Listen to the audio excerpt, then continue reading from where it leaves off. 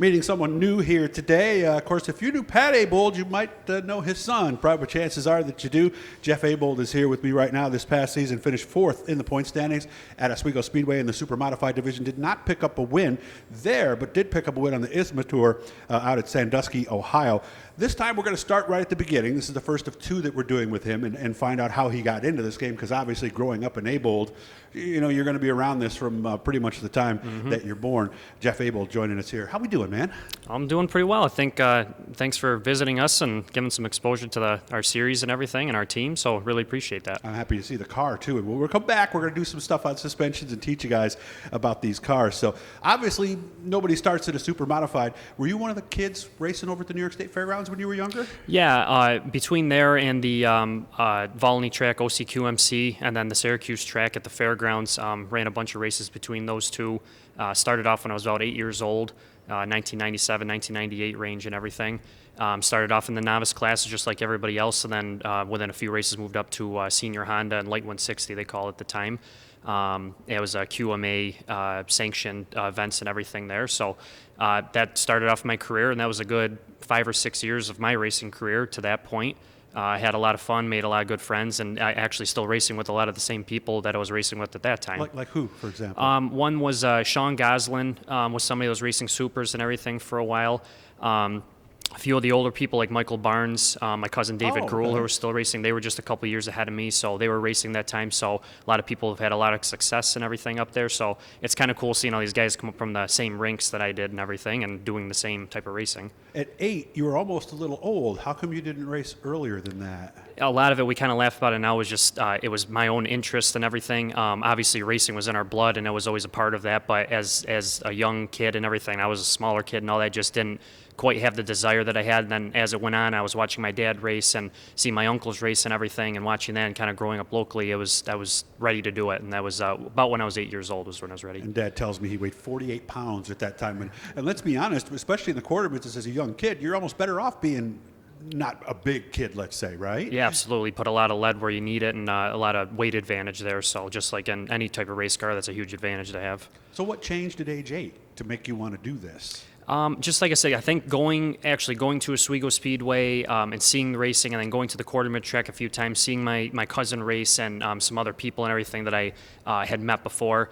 I think that kind of got the desire, and I always had a competitive spirit that's always just been in our family, so I think it was a good way to do that. I wasn't into a lot of other sports, some other things there, so that really kind of got that competitive juices flowing and everything, and really started to enjoy it there, so I think that's what really got me going into it. How long till you were competitive? It didn't take too long. I think my first win in the novice classes came 3 or 4 races in. Was really close, a few on them, and then they were eager. My dad and Mike Silman, who helped us and everything, they were really eager to get me up into the Honda classes, the senior Honda class. So I think my first season I picked up a win, and then from there we were able to get some championships and really have some success. So it wasn't too long into it. Most kids, when they're younger and they're getting started, their parents or their car owner or somebody will drill something into their head. What were they drilling in your head? What was the most common thing that your dad told you in those early years? The biggest part between them and Mike Silman, their crew chief, and my father and everything, and obviously they're between the two of them with their racing experience and championships at Oswego, is about as good a teachers as you could have.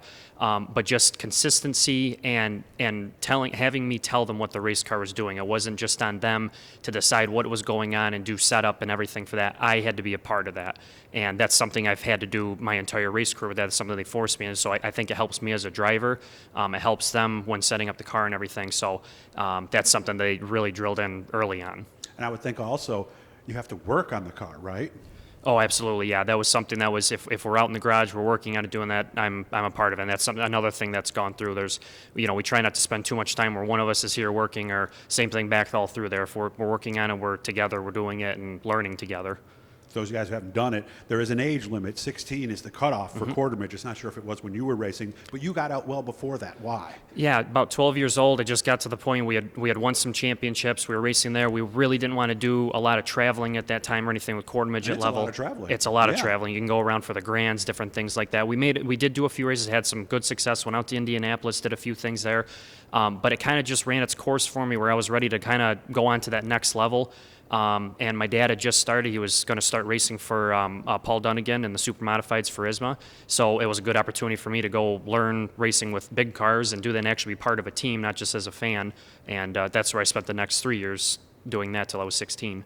Had to be tough because for a lot of these kids, whether they're 12, 13, 14, or even 16, it is tough to find that next division, isn't it? It was, and especially in this area, basically you have to go dirt racing, which is fine and everything. But back then you were too young; they wouldn't let you, right? Exactly. It could have been a mini sprint or micro sprint, something there. And I was kind of in that Or gray in a area. go-kart. Exactly. I was in that gray area range, and now there's some good opportunities with go-kart track at the Speedway, or they have a few in the area. There's some other things you can do. At the time, there really wasn't much. So the best option for me was just to go learn and like I said, work on the big cars. So quarter midgets or microds, if somebody was thinking about it and they had a kid your age or maybe a little younger, you would really encourage them to do that. Yeah, absolutely. Quarter midgets, anything there moving up, and then you do have some divisions to move on to, and there's some great racing around the area now. So yeah, definitely. So what was it that appealed to you about the midgets? Oh, when we went midget racing, yeah, for when I turned 16, that was kind of the next logical step. Midget racing around the country was extremely popular. Eventually, I wanted to make it to a national midget if we could do some races there.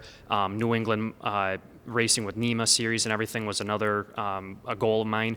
So the next option was the Ford Focus series that they had started when I was 16 years old. That would be in 2005. So we jumped right into that, went racing, built our own car, took a chassis and rebuilt it, I should say, put the Ford Focus engine in and had some success, won a couple races my first year, finished second in points.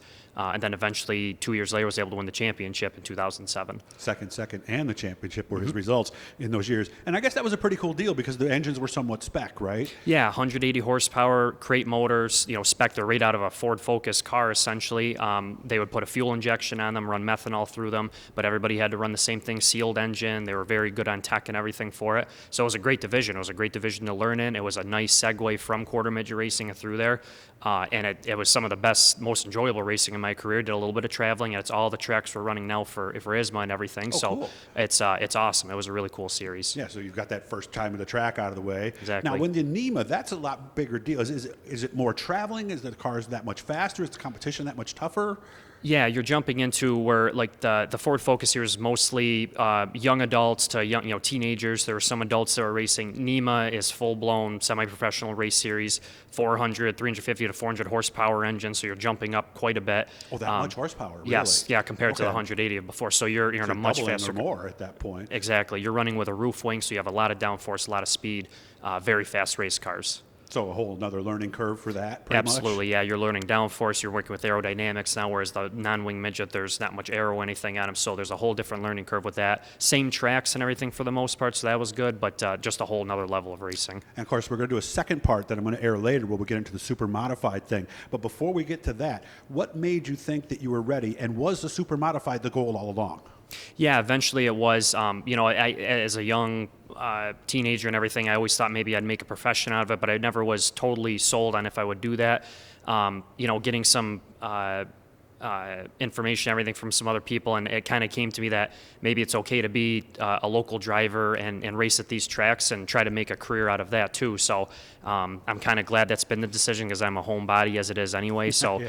Traveling stinks after a while. doesn't yeah, it? we enjoyed it. We did have fun, but I'm glad to be able to race at a local track and do that. So these guys put a lot of confidence in me that I was ready. I think they knew before I did that I was ready for it, and that's when we decided it was time to make a move and try something different than the super modified. Come back for part two. We'll tell you about his first time in a car, which ended up going a lot better than I think even Jeff thought that it would. So come back for that one later. Hit the blue E down there, guys. That'll subscribe you every time we're doing something cool. Thanks for spending some time with me today, and I wish you all the best, man. Thank you.